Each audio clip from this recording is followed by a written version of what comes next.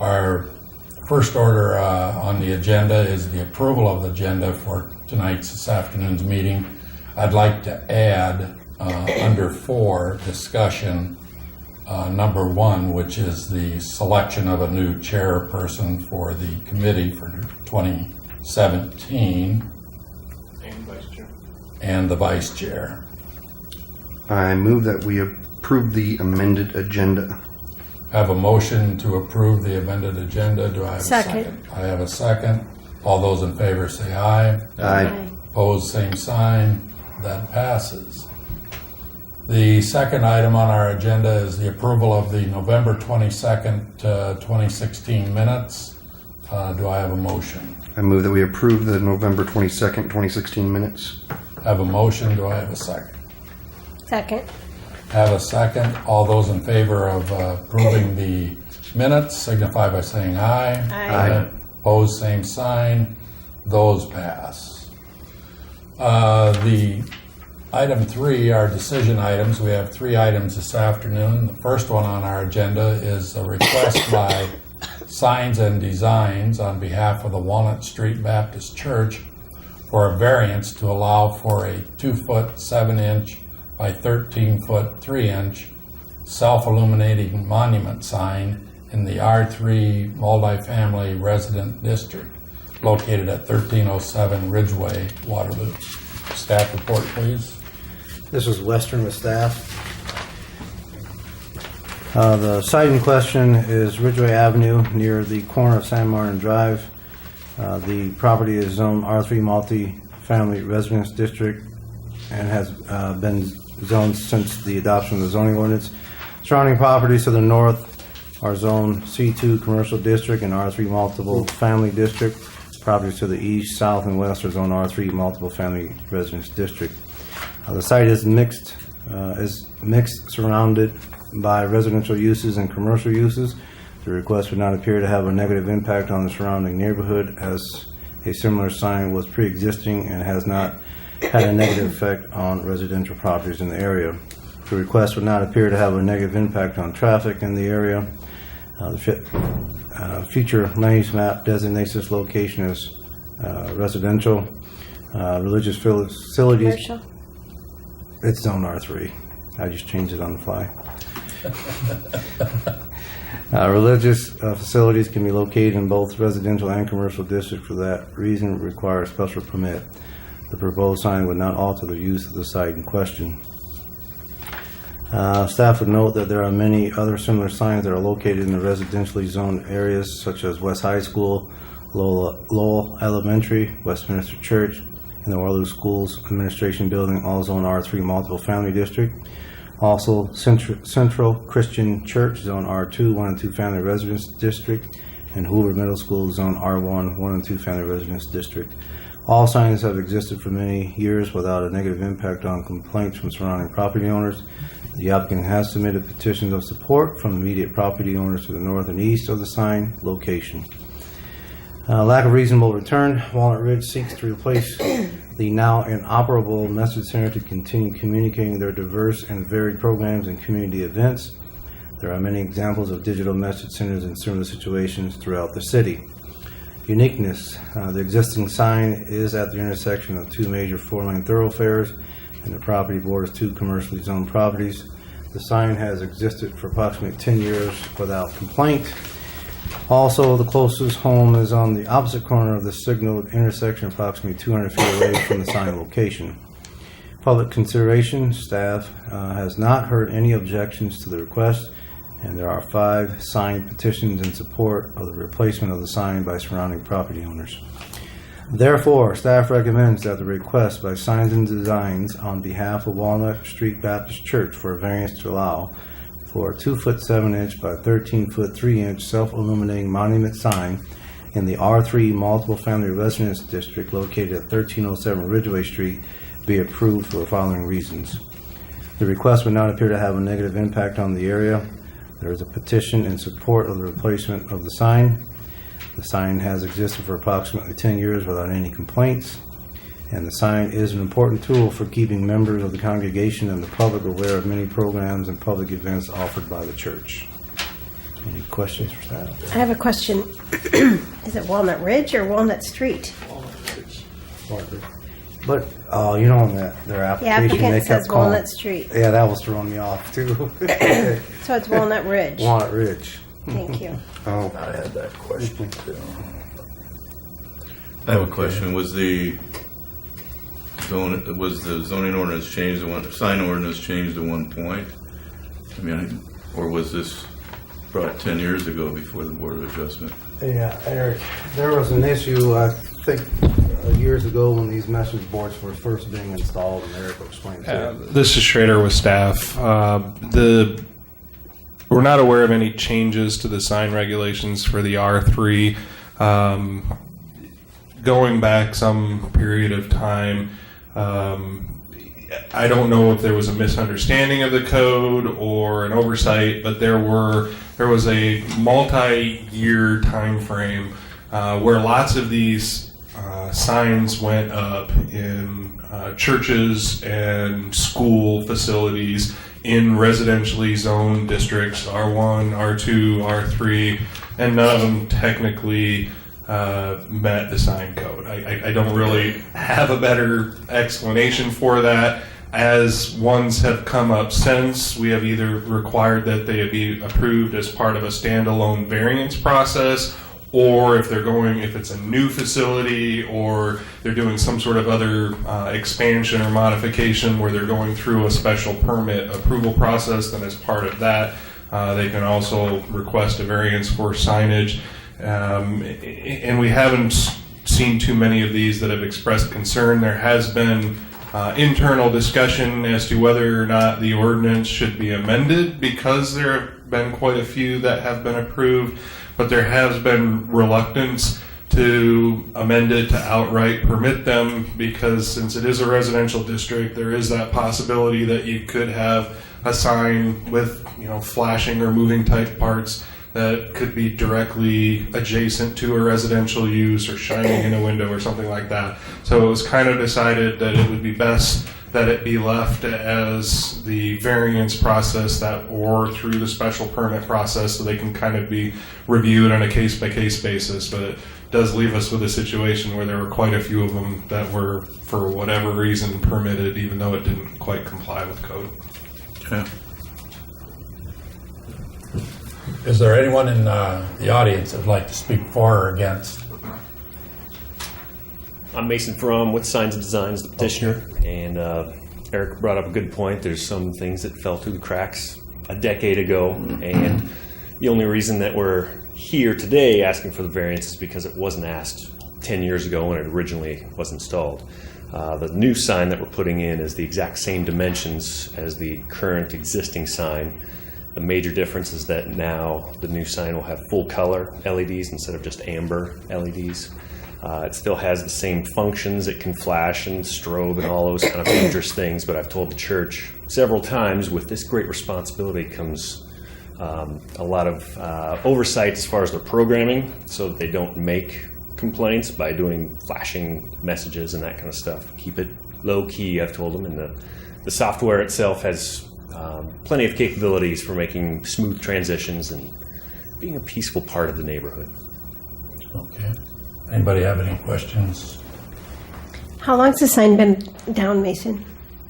The current sign started failing about September, I believe, and it was manufactured by a company that's no longer in business. Getting replacement parts for it is tedious and expensive, and how much money do you throw at old technology? So the decision was made by the church internally to just upgrade to a brand new sign. Thank you. Yep. Okay. Any more discussion, questions, staff, or? Yeah. Okay, then I guess we're I'll make a motion. ready for a motion. Yeah. I recommend that we approve the request by Signs and Designs on behalf of Walnut Ridge Baptist Church, right? Yep. For a variance to allow for a 2.2 foot 7-inch by 13 feet 3-inch self-illuminating monument sign in the R3 multifamily district located at 1307 Ridgeway Avenue. I think so. Yes. Be approved for the following reasons. Request does not appear to have any negative impact on the area. There is a petition in support of the replacement of the sign. The sign has existed for approximately 10 years without any complaints, and the sign is an important tool for keeping members of the congregation and the public aware of many programs and events offered by the church. Second. We have a motion and a second to approve the request for a variance. All those in favor say aye. Aye. Opposed, same sign. That variance passes. Yeah, our next item on the agenda is a request by Grand Investments LLC for a variance to the minimum parking requirements to allow for 178 parking stalls, 78 short of the required 256 parking stalls for Phase 1 and 2 of the Grand Crossing development located in the CP Plan Commercial District located at 21 Jefferson Street. Okay, do we have a staff report? Yes, this is Seth Hamburger with the staff report, and just wanted to make note that there was just a slightly revised version that was passed out at the beginning of the meeting in regards to the staff report. The items that were kind of added or modified was just the final paragraph on the staff report and item number 4 on the staff recommendations, just kind of highlighting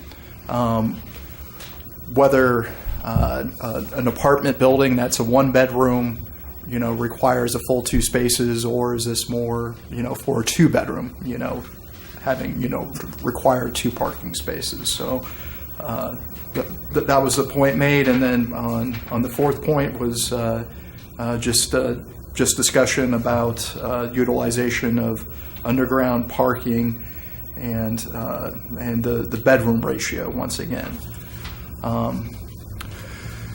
And I'll give the staff report. Request by Grand Investments LLC for a variance to the number of parking spaces required for the Grand Crossing residential commercial development phases 1 and 2. The applicant is proposing to provide 87 interior and 91 exterior parking spaces for a grand total of 178 parking spaces. The development has 78 parking spaces less than the 256 required per the City of Waterloo's zoning ordinance number 5079. The request is to have a variance for the number of parking stalls required, 78 less than the total 256 spaces as required per the City of Waterloo zoning ordinance number 5079.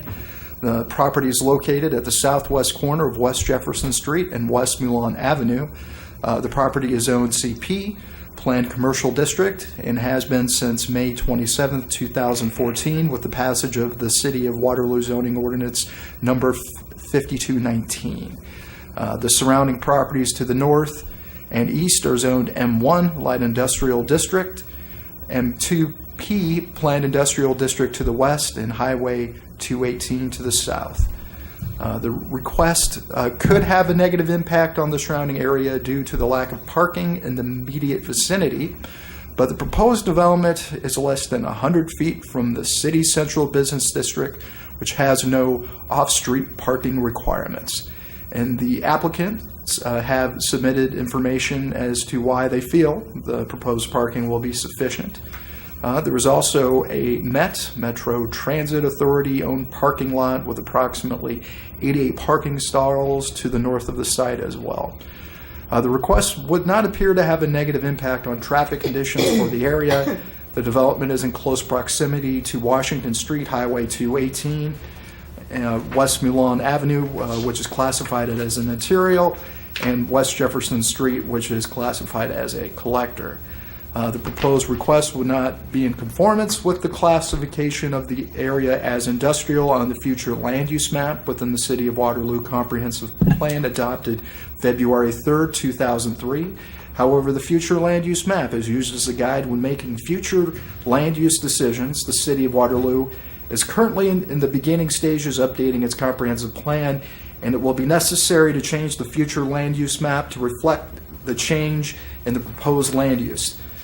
Sections of the zoning ordinance that pertain to the request is Chapter 25, Vehicular Use, Parking and Loading Areas, public garages, parking lots, and filling stations, 1025D parking spaces required. The applicant is requesting a variance to the number of parking spaces required for the Grand Crossing residential commercial development phases 1 and 2. The applicant shall be providing a total of 178 parking spaces, but the development will have 78 parking spaces less than the 256 required per the city zoning ordinance. Development shall consist of 104 apartments and 3 commercial businesses. The Grand Crossing residential commercial development phases 1 and 2 will have 104 residential units and 3 commercial tenants.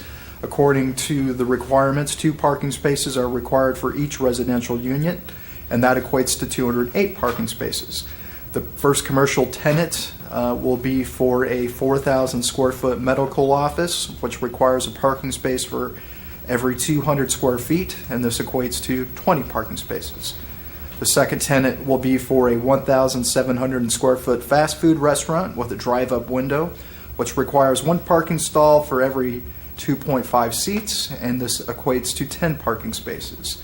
The third tenant will be for a 1,825 square foot cafe, which requires 1 space for every 100 square feet, and this equates to approximately 18 parking spaces.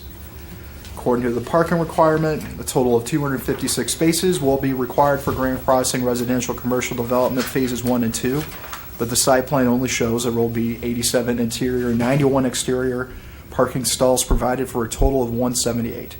An additional 78 parking spaces will be required to meet the minimum number of parking stalls required per the city zoning ordinance. Another item of note is that 64 of the new apartments will be 1-bedroom and 40 will be 2-bedroom apartments. The city ordinance requires 2 spaces for each new apartment, regardless of the number of bedrooms. But the applicant's assertion is that 61 bedroom apartments are going to need a portion of the total 128 parking spaces that are required. The applicant is also under the assumption that the 3 proposed commercial businesses will have differing peak parking times, and this will allow for the cross-utilization of parking spaces, denoting a lack of need for the total required number of parking spaces.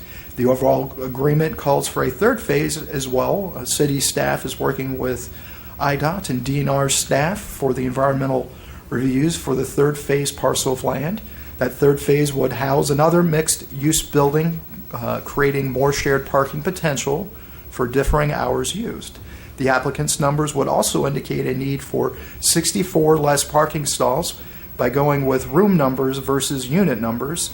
Mixed-use building also relying on types of first-floor commercial that would have differing hours needed for parking than residential occupants.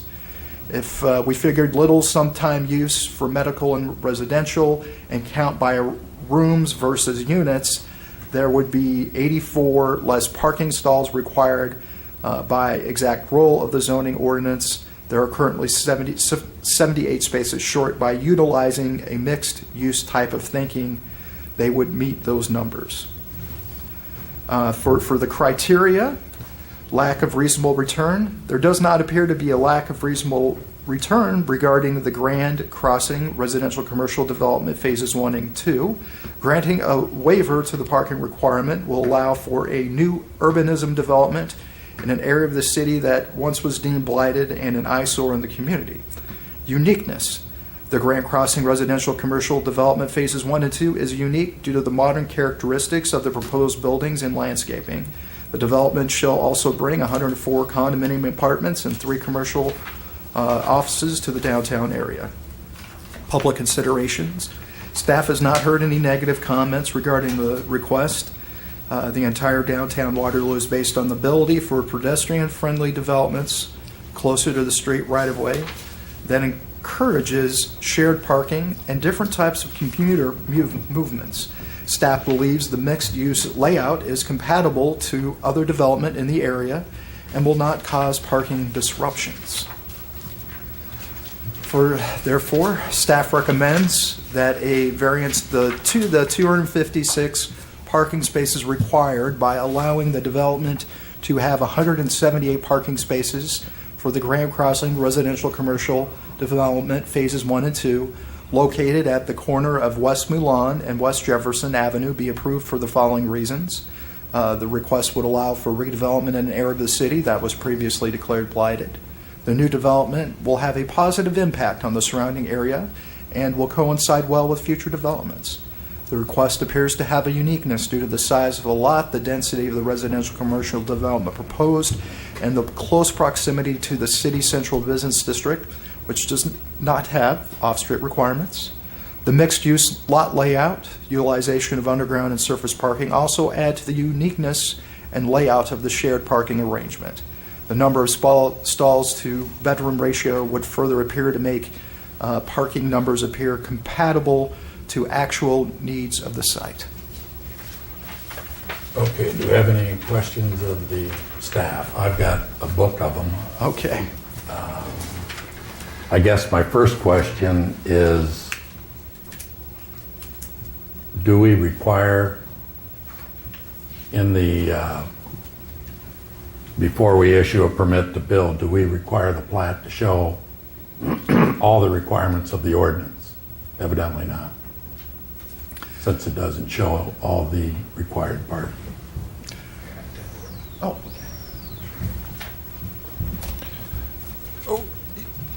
When the planning department, this is Schrader with staff, when the planning department reviews commercial site plans, we do have a checklist of items to review, which does include parking. The phase 1 development was meeting all parking requirements. The phase 2 permit was issued subject to them getting this variance, so they have submitted the application. Okay. The concern I have now, I've been in real estate a little over 40 years. I've built 12 plexes. I've owned them. I've managed them. There's usually two problems with apartments. One is getting the rent, which we handle. The other is parking. I built a special condo back in the 70s with one-bedroom units with the idea of selling them off as condo duplexes. However, times changed and that didn't happen. We had problems with parking in that in the good days, in the good times, we would get maybe one, maybe at the most two people in a one-bedroom apartment. When times got tighter and tougher like they are now, we found that the tenants would double up. There would be two guys would rent a one-bedroom, 2 cars, and we didn't have enough parking. We had guys parking in our yard, along the driveway, which is a common driveway, anywhere they could, and we had a problem. And I don't see this being any different, but there again, these are just my thoughts and my recollections. The amount of parking that we're talking about here seems to be about 30% of the parking required for this project. If we were to do that on all the 12-plex and the different multi-unit groups, we would definitely have problems. And what I hear downtown in that area is, number one, we don't have enough parking for the events that happen at Young Arena, at the Sportsplex, at the rec center, what have you. And we did have one parking lot that now Hawkeye Community College is going to take over and take that parking away. So if this, and this is speculation that we wouldn't need all this parking. I just don't feel comfortable building this project without the required parking by ordinance. Anyone else have? I have a question about the lot across the street, and I can't remember where it was in here, about the 88 stalls across the street. That's the... Oh, Med Transit? Okay. Is there any future plans for that parking over there? This is Schrader with staff. None that I am aware of. The original concept behind that, as it has been conveyed to me, this was before I was working with the city of Waterloo, but as it's been conveyed to me, I think the original concept of that parking lot was a park and ride facility. I believe Met Transit received federal funds to build that parking lot and had, I don't know if it was the same trolley system or if they had different bus systems, but it was designed to be park on the perimeter of the downtown and have a trolley or bus system that shuttles you into the middle of downtown. It never really worked out very well, and there is no park and ride system, but the parking lot is still there. I have not heard of any plans to change it at this point. That would probably be the reason why I would probably go along with this, but what assurance does the developer or we have that the Met Transit wouldn't cut that off or divest themselves of that? This is Schrader with staff. None that I'm aware of. Met owns it. I'm not sure how much utilization it gets other than for hockey events. I know it gets utilized on hockey events. I've parked there myself. The applicant is here, so he can kind of speak as to the parking needs of the facility. But the other thing, I would comment regarding the discussion on the number of parking required for residential units. It's something that, not just for residential units, pretty much for whatever the use. When you're looking at something on a micro scale, a single 12-plex, for instance, or a single 20-seat restaurant, for instance, there's, in my opinion, I think the parking requirements of the City of Waterloo zoning ordinance are generally pretty good. I think they provide a kind of a minimum number that in most instances is going to be pretty close to what that business is generally going to need. I think as you go from a micro scale to a macro scale, there is inherently going to be less parking that is needed, except maybe in those peak times like Black Friday, when you're getting into retail type uses or special event type parking. But on a general day-to-day basis, we have seen that with larger developments, with a larger number of parking stalls, that there is a lot more ability to have cross-utilization. So we have done that in a lot of our planned zoning districts. This site is actually zoned planned district. There is wording in that district that provides for flexibility in parking. So an alternative to receiving a variance is through the site plan amendment process. It's just that when the development, as currently laid out, went through that site plan amendment process, the parking deviation was not identified. So when it went through the site plan amendment, there was no specific approval for a decrease in the number of parking spaces. So they thought it would be easier at this point to go through the variance process than to go back through the site plan amendment process, which would put them in front of the Planning and Zoning Commission and City Council asking for that decrease in the number of parking spaces, which could be approved as part of a site plan amendment because the site is zoned CP. Okay, my problem with another problem here is that the 256 is the minimum requirement. So that's the very least that the city is saying in their ordinance that they should have.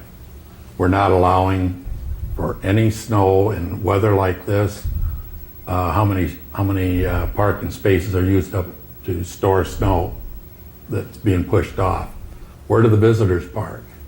You've got 100 units. You've got so many visitors coming at a time, all the time. some staying, a day or two maybe, if there are relatives visiting, what have you. It just seems to me we're using a big amount, which is 30% of the parking is what we're talking here, of the minimum required. And we aren't even talking about peak. And that's what concerns me the most. If we go here, we've got another project coming up over on Cedar Street.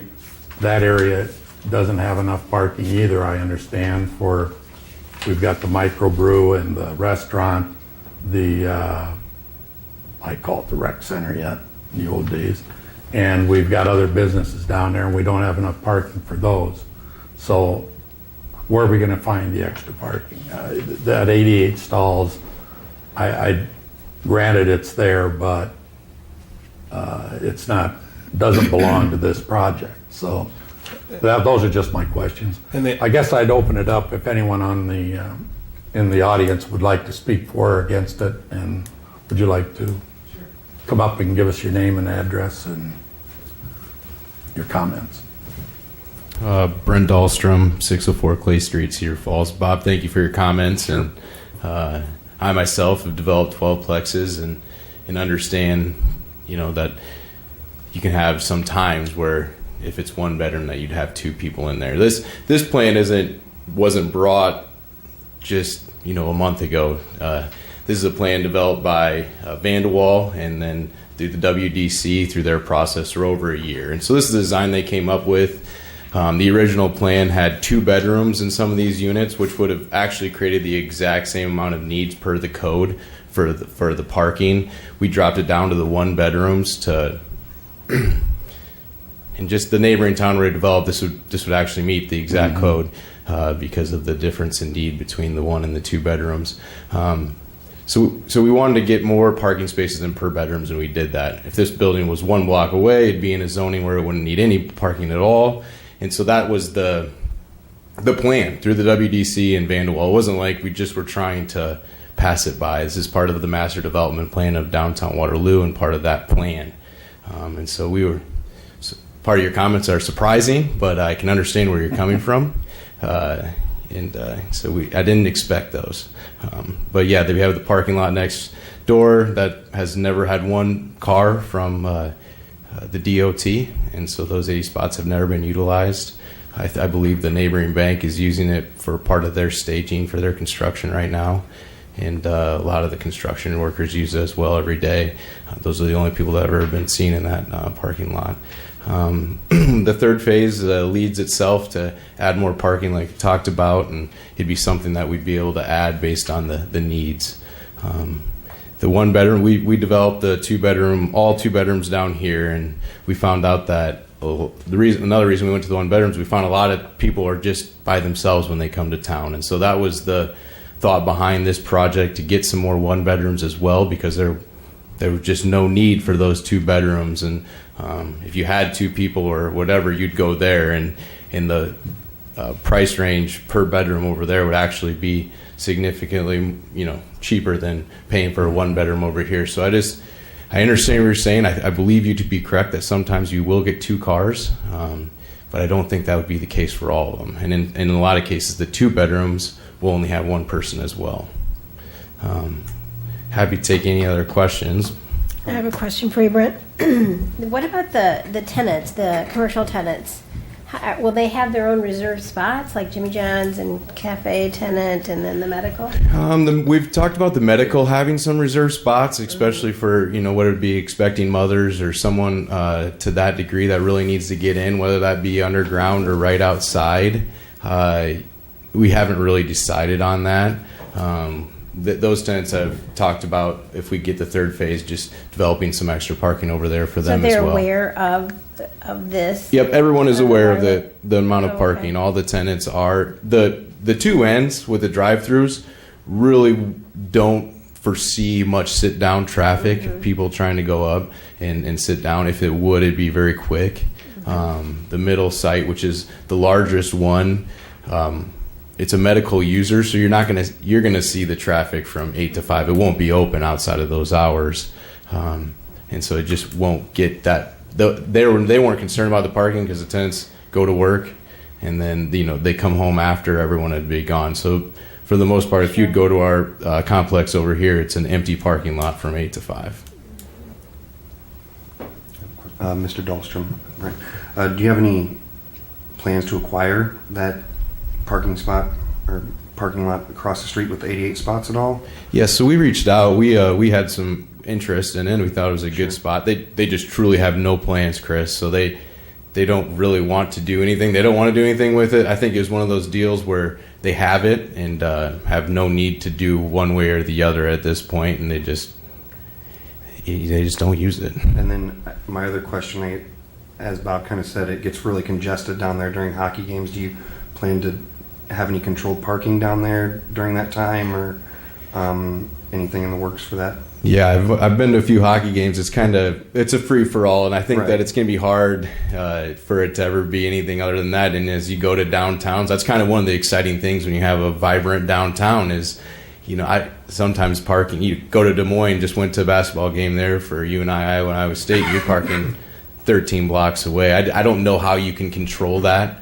We're not trying to monetize the need for parking there. That's not our intent, and we understand that there could be some issues on game days, but that's part of the fun of why people are attracted to the downtown area as well, because there is a lot of great things going on.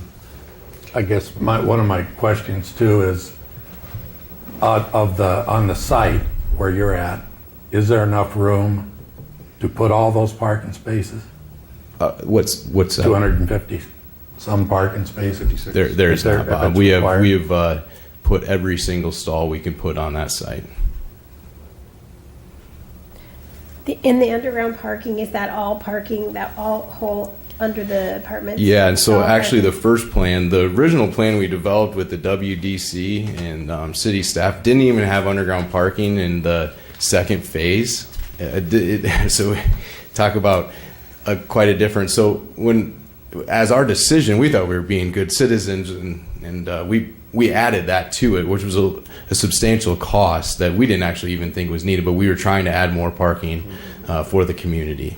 And did I read 91 spots underneath? Well, altogether, that would be Oh, for both phases? for both phases. I Yeah, see. the second one added 27. The original one has 66, and we haven't dedicated any spots for storage, which you would see in many places. We literally every inch that we can make a parking stall under both those buildings, we've made a parking stall. Okay. Is there an estimate on how many parking spots Phase 3 would allow for? It's really hard to say, Chris, because there's it's currently it's an environmental site where there's some testing wells, and so there's a lot of spots that won't be able to have a building on it. So it's going to lead itself to having the ability to have more parking because you can actually put structure on some of those parts. Is there a building on Phase 3 then, or what? There is. So we are planning to design it around those testing wells, and so then you can park in the other areas. So when does phase 3 start? The city is working with DOT on acquiring the space and have been for quite some time. They're actually currently there's I think don't quote me on this, but I think there's 11 testing wells, and they just got the okay to move that down to 3 or 4. I believe that's somewhat close, and so they're working through that as well. As a developer, what phase 1 and 2 are going to start first? That's correct. Phase 1 is almost complete.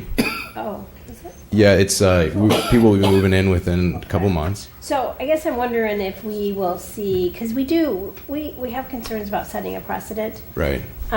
So when it comes to phase 3, are you going to be back and we're doing the same thing? But then will we have some historical data now that shows us what you are saying is all correct and that we technically didn't need to worry about the parking spaces? Do you understand? Yeah, I think I do, and correct me if I'm wrong.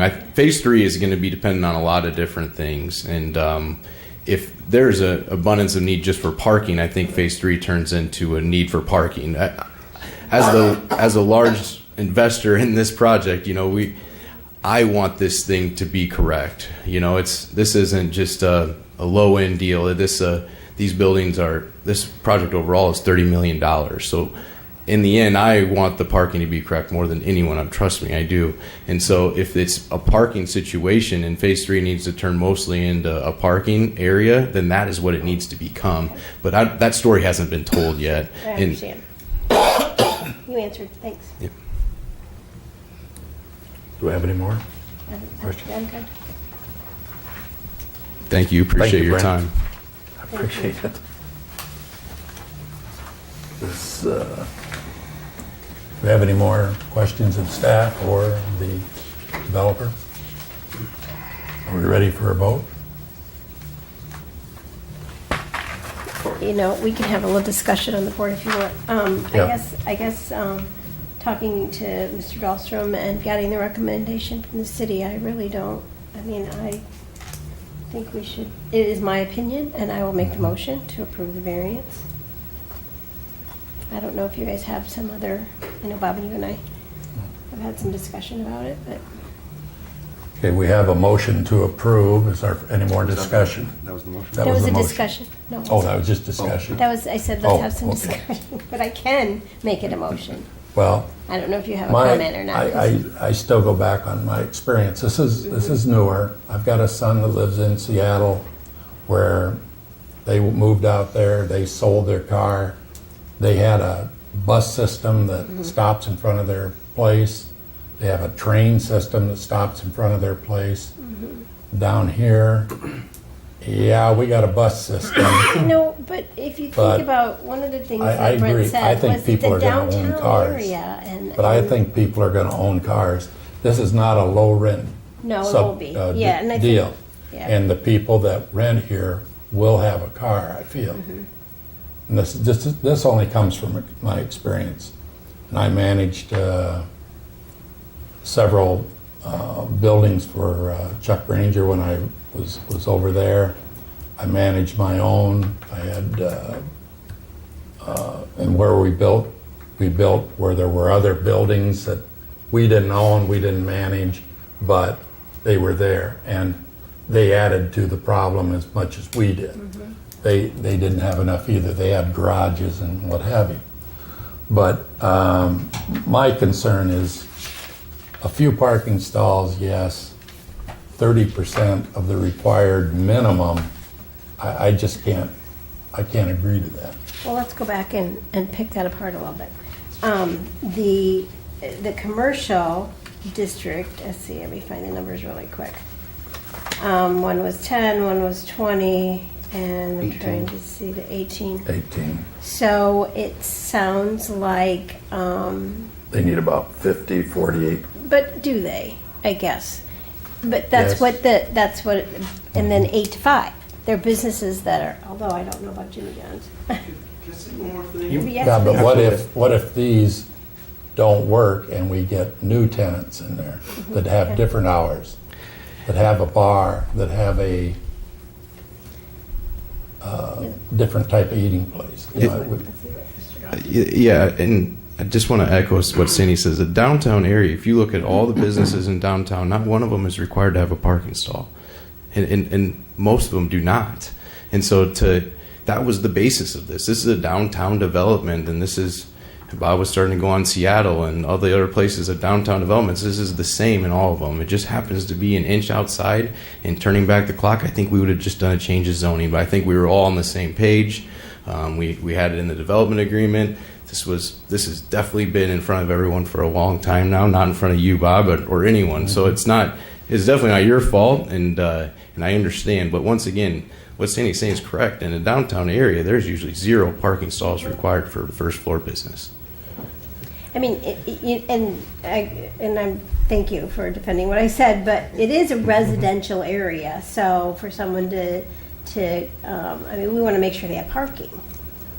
Yeah, we want to make I them. one of the units, are they apartments or condos? They're all for rent. Oh, So okay. yeah, and that's and Bob's talking about his experience, and we have experience as well, and we have over 1,000 rental units in the area, and we feel we have a great grasp on the need, and we with phase 3 have a great way to rectify any future problem that could exist. I'm ready to make a motion now. You are? Okay. But if you weren't finished discussing, No, is I everybody am. okay? All right. Okay, I'm Anyone gonna, else have discussion? Go ahead.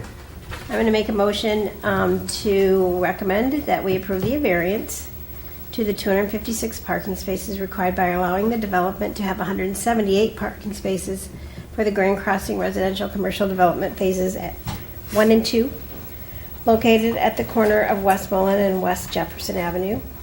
The request would allow for redevelopment in an area of the city that is previously declared blighted. The new development will have a positive impact on the surrounding area and will coincide well with future developments. The request appears to have a uniqueness due to the size of the lot and the density of the residential commercial development proposed, and the close proximity to the city's central business district, which does not have off-street parking requirements. The mixed-use layout, utilization of underground and surface parking also adds to uniqueness and layout of the shared parking arrangement. The number of stalls to bedroom ratio would further appear to make parking numbers appear compatible to the actual needs of the site. Second. We have a motion and a second to approve the variance from 256 in number of parking spaces to 178. All those in favor of the motion signify by saying aye. Aye. Aye. Opposed, same sign. Aye. So we have a 3-1. Okay, that variance passes. We are on to our third request of the afternoon by Wallace Investment Group LLC for a special permit to convert a single-family home into a duplex located at 3836 West 4th. Do we have a staff report? Yes, this is Seth Hamburger with the staff report. Request by Wallace Investment Group LLC for a special permit to convert a single-family home into a duplex located at 3836 West 4th Street. The applicant is Wallace Investment Group LLC. The applicant is requesting a special permit to convert a single-family home into a duplex structure. The request does not appear to have a negative impact on the surrounding neighborhood, which consists of multifamily residential homes. The request would not appear to have a negative impact on traffic and pedestrian conditions in the area, as it appears there is enough room for the required 4 parking stalls. There are no trails in the immediate area. The conversion of a single-family home into a duplex will have no impact on the city's complete streets policy. The site is currently zoned R4, multiple residence district, and has been zoned such since November 2nd of 1998. Surrounding land uses and their zoning are as follows. To the north, multifamily residence zoned R4, multiple residence district. To the south, multiple family residences zoned R4, multiple residence district. To the east, multifamily residence zoned R3, multiple residence district, and R4, multiple residence district. To the west is light industrial zone M1, light industrial district. That the house was built in 1947 and had 2 additions constructed on it in 2000. The applicant is proposing to convert the 3,910 square foot single family home into a duplex. No buffers or additional screening would be needed for this request. The request would not appear to have an impact on drainage in the area. The structure is not located in the floodplain as indicated by the Federal Emergency Insurance Rate Map 19013C0284 dated July 18th, 2011. There are no open spaces or schools in the near vicinity. There are an 8-inch sanitary sewer and 4-inch tile drainage underneath 4th Street and overhead electric located along the front yard of the property. The property is listed on the future land use map as Business Park, which includes professional offices, commercial, and with compatible light industrial. The proposed request would not appear to meet the intent of the future land use map. However, the future land use map is used as a guide when making land use decisions. The City of Waterloo is currently in the beginning stages updating its comprehensive plan, and it will be necessary to change the future land use map to reflect the change in the proposed use. The minimum lot size, width, and parking for a duplex structure within the R4 multiple residence district is 60 feet wide, a minimum lot size of 7,200 square feet, and a minimum of 4 off-street parking spaces. The lot width for 3836 4th Street is 175 feet wide. The size of the lot is 114,998 square feet. And there appears to be more than adequate enough room for 4 off-street parking stalls in the front of the property as well. The property also meets the minimum front yard requirement of 20 feet, side yard requirement of 5 feet, and minimum rear yard requirement of 20 feet. The R4 district allows for duplexes, and there are currently several multi-unit structures in the immediate vicinity. Allowing the property to be converted into a duplex would be in character with the surrounding neighborhood. The city has recently added wording in the latest amendment of the City of Waterloo zoning ordinance to require all conversions that add units to apply for special permit through the Board of Adjustment prior to conversion. This allows staff to review the request to ensure the conversion will meet all current minimum requirements, such as lot width, lot size, parking, and layout of the proposed conversion, and to ensure that the request would be compatible with the neighborhood. The property meets all of the density and code requirements for the duplex. The Planning and Zoning Commission recommended approval of the request at their December 6, 2016 meeting with a unanimous 5-0 vote. The applicant is not proposing to subdivide the property, so no subdivision ordinance requirements apply. Therefore, staff recommends that the request for the special permit for the conversion of a single-family dwelling into duplex located at 3836 West 4th Street be approved for the following reasons. The request will not appear to have a negative impact on density or the overall aesthetic appearance of the surrounding neighborhood. The request also meets the minimum requirements for lot size, lot width, parking, and setbacks. The duplex would not appear to have a negative impact on pedestrian or vehicular traffic conditions in the area as well. Is there any questions of staff? Is there any other planned use of the extra land that's there? If I recall, that's got a pretty good setback. Yeah, There's a lot of land in there. It's a lot of That was Raleigh land. Simonson that used to have construction, Jens Olson Construction that built that years back. This is Schrader with staff. The property owner did discuss the potential for adding multifamily units in that large stretch of That's what I land wondered. between the existing house and the road. He's not moving forward with those plans immediately, so he just recently purchased the property and is looking at converting it from the large single-family home that it is into a 2-unit facility, but he is looking at that potential down the road to add multifamily units in that large area out in front, Yeah. which does appear to have It's plenty of surrounded room by- for some units. Yep, it's surrounded by them. Okay. Are there any, Go ahead, it's your turn. you want a motion? I move that we approve the special permit for the conversion of a single-family dwelling into a duplex located at 3836 West 4th Street to be approved for the following reasons. The request would not appear to have a negative impact on density or the overall aesthetic appearance of the surrounding neighborhood.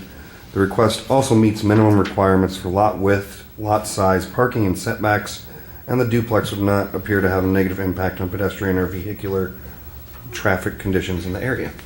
Okay, we have a motion. We have a second. Any other discussion? All those in favor of the motion to approve the special permit signify by saying aye. Aye. Aye. Opposed, same sign. That passes. Okay, now we move on to number 4, discussion.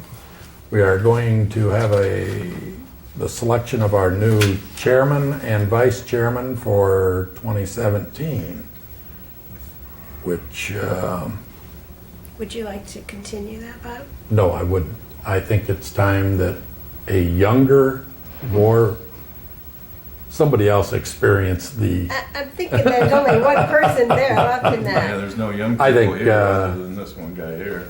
I would Realistic. recommend that Chris become chair. I And second.